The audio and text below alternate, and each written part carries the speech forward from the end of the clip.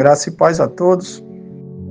Quero trazer aqui um pequeno estudo da Palavra de Deus, falando sobre a restauração do reino de Israel. Tema muito importante e que é muito necessário entendermos a restauração do reino a Israel. Tá? Eu quero fazer uma leitura aqui em Atos dos Apóstolos, capítulo 1, versículo 6, 7 e 8.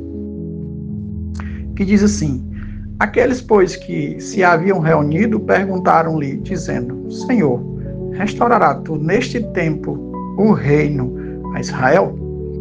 A resposta de Jesus vem no versículo 7 e 8, que diz assim: Disse-lhes Jesus respondendo: Não vos pertence saber os tempos ou as estações que o Pai estabeleceu pelo seu próprio poder.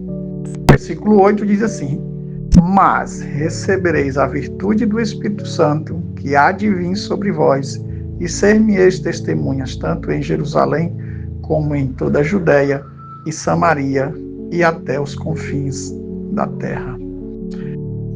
Texto profundo, lindo, e muitas das vezes mal compreendido, por conta de que não entendem os propósitos de Deus, as promessas de Deus, né? Então aqui a igreja, a primeira igreja, né? Jesus estava dando as suas últimas instruções para subir ao céu, certo? Então a curiosidade deles era sobre a restauração do reino de Israel, porque Israel tinha sido um reino, né, tinha se perdido. Quando eles falam o reino a Israel, a Bíblia está falando não de um reino literal a Israel, por mais que alguns podiam ter na mente um reino terreno, né, por mais que eles aqui talvez ainda tivesse algo disso na mente, mas a profundidade da restauração do reino a Israel, ela é espiritual, né? Porque o reino de Israel é o de Cristo, né? Então Cristo é a restauração do reino a Israel. Os judeus na carne muitas vezes pensavam que Cristo vindo, ele restauraria Israel literalmente, na carne, né? No terreno, né? Mas a promessa de Deus, ela é muito mais profunda, né? E o reino de Deus, ele não é simplesmente um local, né? Ele é um estado. O reino de Israel não é um lugar específico, não é geográfico. O reino de Israel é espiritual, né? A restauração do reino é espiritual e depende, é um governo, né? O reino é um governo, aonde ele vai sendo formado de acordo com a restauração das pessoas que se deixam ser governadas, né, por Cristo. Tá certo? Então, Jesus, quando ele veio, ele diz: o reino de Deus está entre vós. Ou seja, é o próprio Cristo, com a sua própria mensagem, para restaurar o reino de Deus, né? Então, vamos lá entender. Nós temos que partir de uma promessa que Deus fez para Abraão.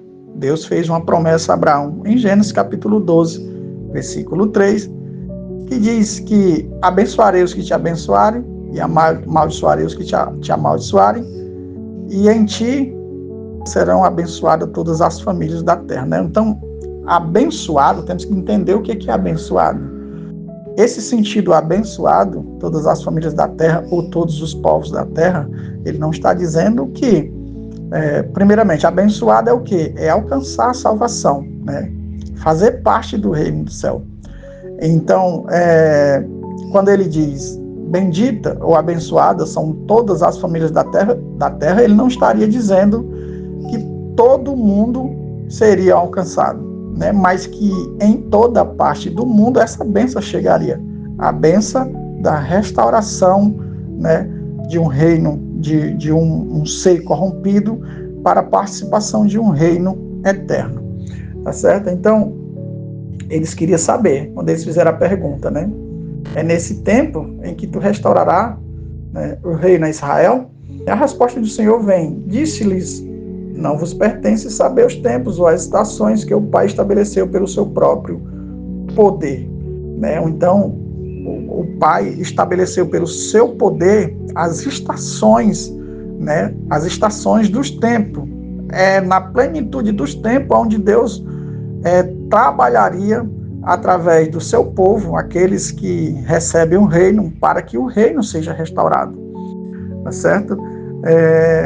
Então tem as estações, é no tempo certo onde as coisas aconteceriam.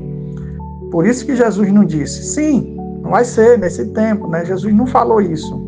Jesus, ele disse, não vos pertence ainda saber, mas vocês vão saber.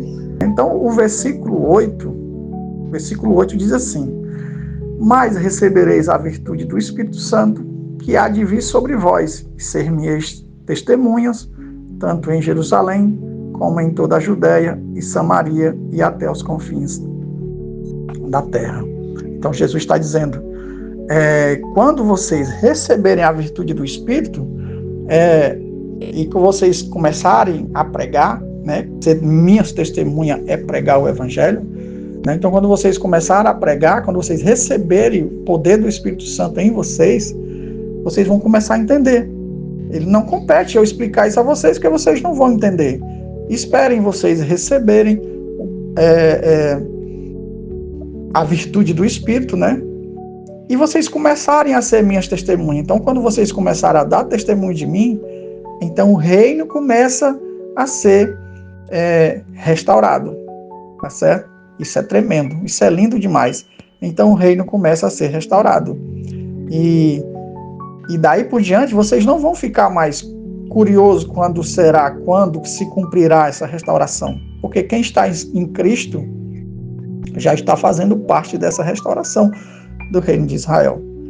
Então isso aqui é um primeiro vídeo. Eu pretendo trazer uma série de vídeos nesse sentido, porque aqui, quando a gente compreende o estudo das duas casas de Israel, isso fica muito interessante, né?